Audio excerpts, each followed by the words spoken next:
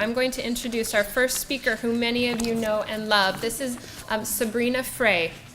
Sabrina is a 43-year-old mother to 4 school-age boys. That is an accomplishment right there. Right there.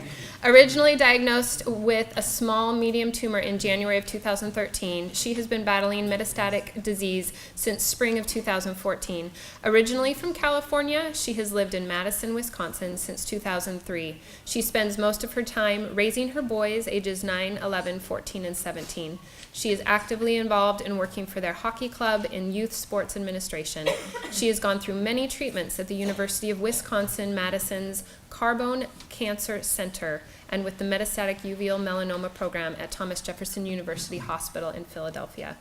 Her treatments have included a liver resection, systematic immunotherapies, and, how do I pronounce that one? What she said. She is currently stable and has shown remarkable results following Delcath's Percutaneous Hepatic Perfusion treatment at the Moffitt Cancer Center under the care of Dr. Jonathan Zager. While her health remains good, she enjoys hiking and other outdoor activities with her boys and spending time with her friends and family. So I got to hear Sabrina speak last year in Miami, and for me it was one of the highlights. She is one of the most inspirational individuals that I personally have ever met. So please welcome me in welcoming her. Thank you, Sabrina.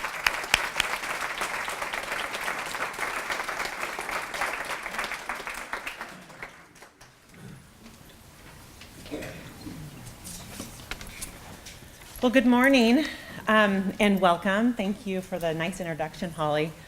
A big thank you to the Ocular Melanoma Foundation for having me speak again this year.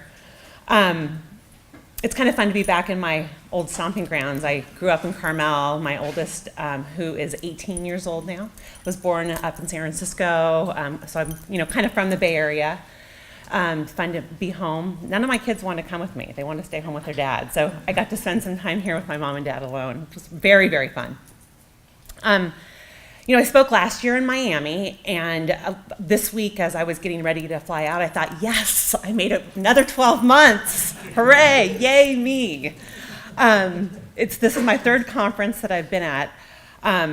The first one was in Philadelphia about a year after my diagnosis in 2013. And what a ride it's been. Being here is such a joy for me because milestones have become so important. Birthdays, holidays, annual events. I look forward to every single one because they all mean that I've had more time. And as we know, in life, with or without cancer, as cliche as it may sound, like tomorrow is promised to nobody. I think with cancer, it's a little bit more acute. However, during my journey, I've seen people who I thought were going to be around and next week weren't. So, after my initial diagnosis, connecting to other patients and caregivers really, really was essential and a crucial part of my emotional survival. It's such a roller coaster, and knowing that others are in the same boat just makes it a little bit less lonely. My original diagnosis was nothing extraordinary. It was a snowy day in January of 2013, and I walked into an eye clinic, and actually my friend was my doctor. He's a retinal specialist, and I thought I had a detached retina. That's what my symptoms were. That's what they'd been for 3 days. And 20 minutes later, they said, you have ocular melanoma. And you could have knocked me over with a feather. It was definitely like the planet moved on its axis that day. Oddly enough, that month that followed I barely remember it, and it was far, far worse than my metastatic diagnosis a year and a half later. It was just, originally learning that I had cancer. It was like, you have cancer. Actually, that was the second time I had cancer, skin cancer, when I was 24. But I don't know, it just was really, really a hard pill to swallow. I didn't eat or sleep for at least a month, and I really don't exaggerate. People in my community came over and took care of my kids and made our meals and cleaned my house and called me to make sure that I was literally still alive. It was a very, very trying time. But we made it through. I had brachytherapy, and the next year I was getting my 3-month scans, and I did have a lesion that showed up on my liver.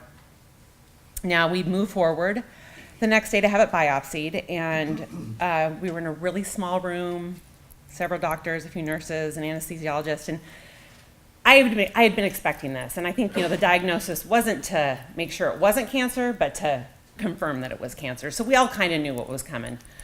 I remember very clearly. I was, we're in this room and we're doing an ultrasound guided biopsy, and it was July of 2014, and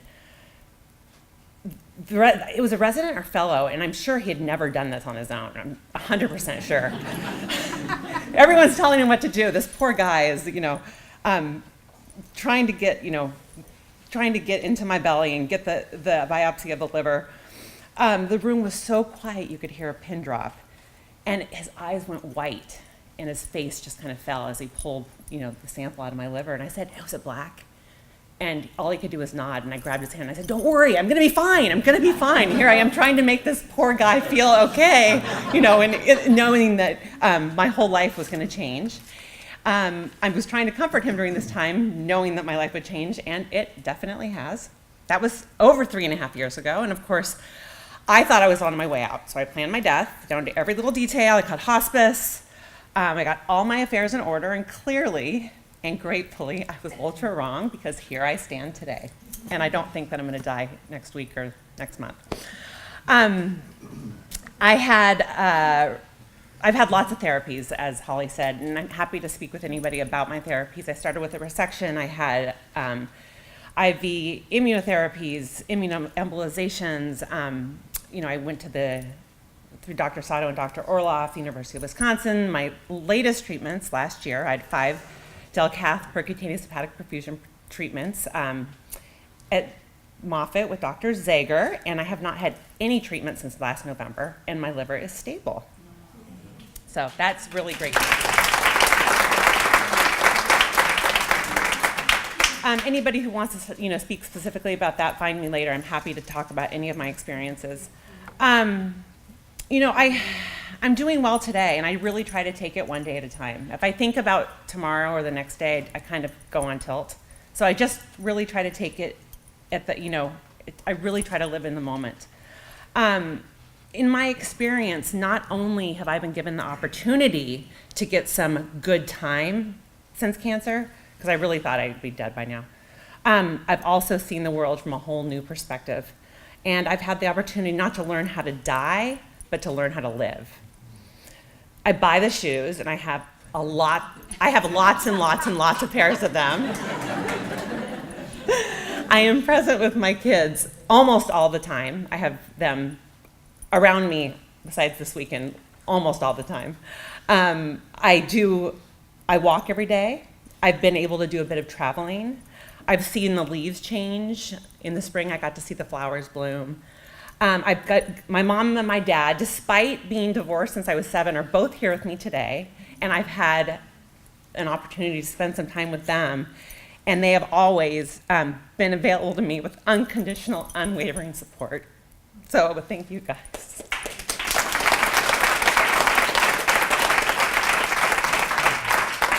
I don't usually get emotional. I've had the opportunity to meet some of the most wonderful people that my path would not have crossed with, otherwise.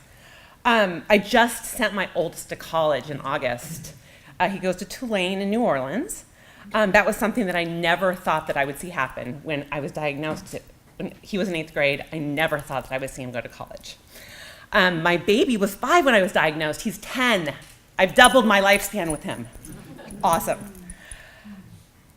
I don't look at the statistics because I'm not a statistics. I'm a person. And truth be told, is what the future holds for me is unknown, and I have completely accepted that. I often, when I'm feeling down, draw on my strength from others. And surely as many of you know, Senator John McCain was recently diagnosed with a really bad brain tumor. And like the OM prognosis, his prognosis is dismal, just as mine is. And he said on 60 Minutes the other night, I understand. Now we're going to do what we can. Get the best doctors we can, that we can find, and do the best that we can, and at the same time celebrate with gratitude a life well lived. And this is what I too intend to do. So thank you for being here.